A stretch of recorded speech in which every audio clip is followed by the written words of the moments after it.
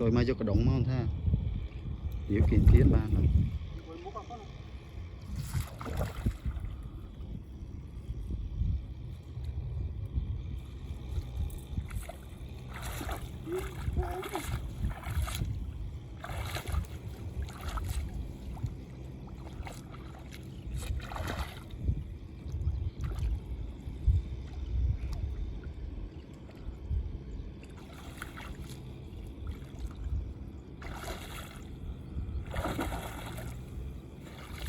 chuột mà tao rồng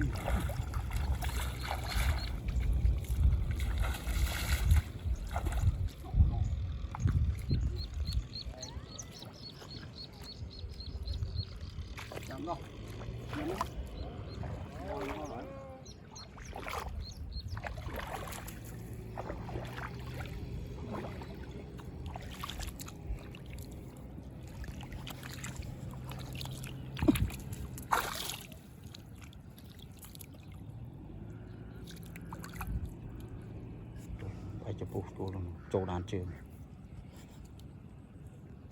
chấm nè nè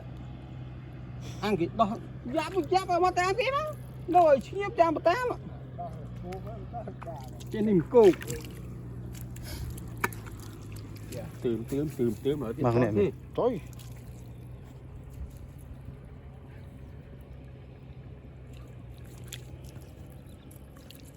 phải lấy xe với bạn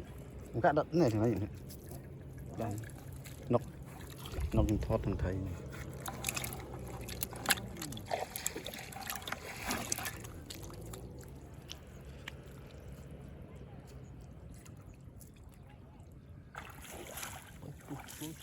Bong mãi bong mất đánh thì nó không quên mất mọt này phê thì là một hôm mà thầy gặp liên nha áo hôm mà thầy liên được cho tiền được lên ngon nè ấu cho em sao thơm mùng đắp lớp trời trời nè một lỗ cả khơi vân một mà cái lỗ ba đấy gã tay ơi cuốn mà cạt hơi ạ đây con mau từng pin nữa đúng không ôi nè sấy khuyên tay mau thôi vùng pin mà đây không có má sao đây khiến tay mau quăng quét vậy nó to từ sao anh này can nhầm đó nguyên chi bờ mưa từ mà bài tao nó bạch đó lúc đấy không đo mũi nó cùng tay đồng tha đi từ từ tay đồng thao đập vào mấy tay đồng khuyên nữa ôi giờ tao bây giờ thấy mà đó giờ sẽ bài vào phổ cá chăm chứ tao tết ai bún anh hay bún thả bún cả nó mà mau còn thơ thấy đi pì mà cối thơ đó bây giờ à cả thà giờ bây giờ từ sáng mai xuống dễ gì mà đằng anh ăn ít đó nè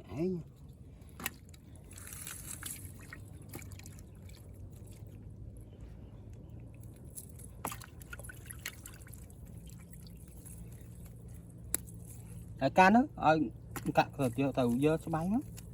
chắc chứ đã nắng mà nãy chứ đấy mà đó gì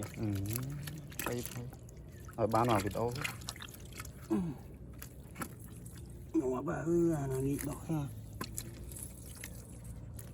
cầm tía nha bố cầm tía không phải còn mà rom nhá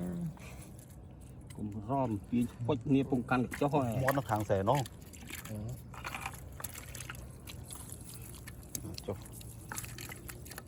trôi mà cố gắng cột lên một con nào nữa lên có lặng chung anh chơi hai chung một tầm ba chấm nái lôi tên bài cái bị phật đấy khuyến có thường nó tục thay môi tệ chôn quạt mùi đó chu vú thì chun đã bài cọ mới lên Dữ đã đập bài không? Kêu má mình hốt được đi rồi Đấy. đó. nó giờ thay thì trời ngon cái chó con này anh ấy sáng này chó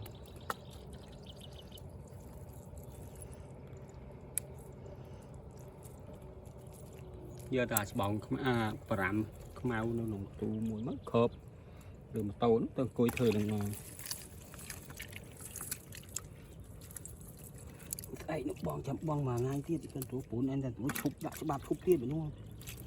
bên thấy sớn còn mày tàu gì rồi nấu mà thấy đại chỗ nó bông như nè bón hay nè đọp xe hay nè bón xe nhá trẻ bón lương mà nè đó trẻ đó nè nó ô mày Cho nó. anh ba lại chở này chó trẻ miền rồi Đây nè. chó lấy cái trái Ép đi. trời mà nó còn Nó ngon. Đây. thấy đó chó lấy cái Đây nó rút một phát một tí nữa. chó chứ chưa lại cả đấy tụ đó anh đọc hầm nãy quên bút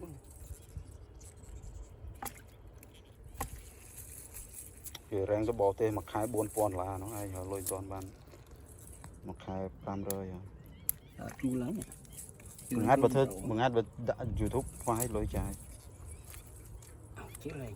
lôi sốt nó còn chiếu là ban đầu về là nó Bị ban trong đó. Cho đây đó. mới khứ Cái trâu cổ mà nó. chồng nghe cách mông tệ nó chuột lá mấy tầm thao cả hỏi đó chơi bịch chân này mà ngay vậy này wow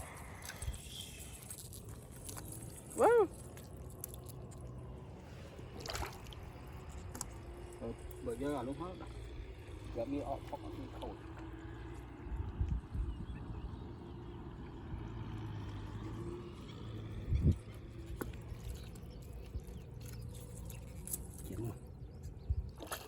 sốt anh nghĩ chẳng là phun để lục cái lục bàn đọc lên này chọc cái bùn nó nó là cái khu miền này tôi có bán này chụp phần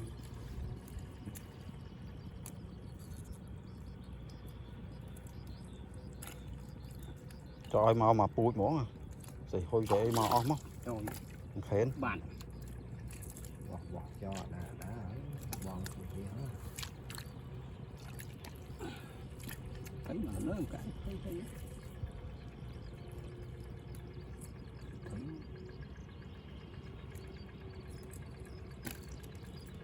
Thấy tút bụt quát quay. thì cái thấy gì ủa anh vô rồi rồi theo cái mầm anh cuối đó nó quần một con nó cái giờ cả tôi phải ăn lỗ làm trọ chua bên rồi chợ về chợ bần đợt Paul có nói em gì đó nặng cái mớ phùng phình từ Paul nó on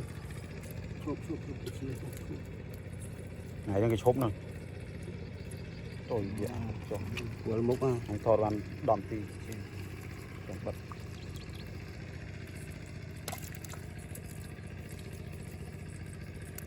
rồi vịt ầu về rồi một cái nào ok không có bán tầm bán đòn tí cái nào xem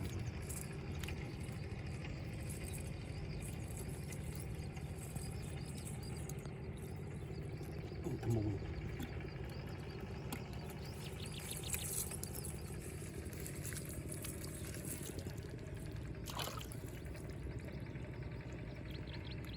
đi ngon rồi đòn hắn là bao ở đấy chẳng rồi anh cái liền không lo không lạ ngay Chặt bao lo kia có đồ. nó mặc đồ má nè học đây học miền lũi nó như là lái cái phần cả đây là một chiên á cho ngạt lại ở đi Cầm mới Ý à anh cứ ចប់បាត់ហើយអាមីហៅមីខ្ញុំឡើង em còn ăn bún tực mấy cũng người nó ăn cái យកឡាមួយទឹកមិនអត់ក្លាអាវ cái ớt chút ấy rồi អត់ទេ rồi ពីថ្ងៃយើងទៅទៅ quẹ vô mây hậu mỏ chọc cái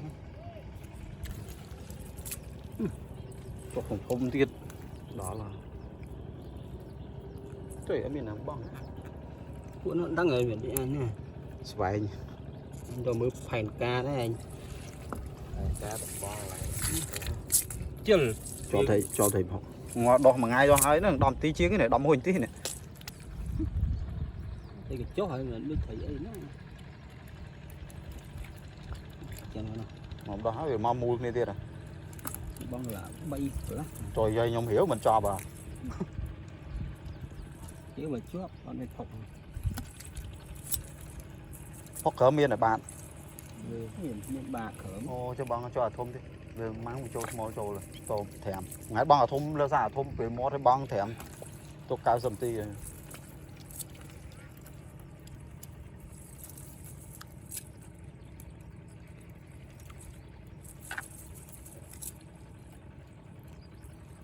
làm anh bên thằng phì vốn băng này anh lên đó phì vốn anh thư giam thư trời thấy bó tổng thấy Hi Siri call to បងខឿន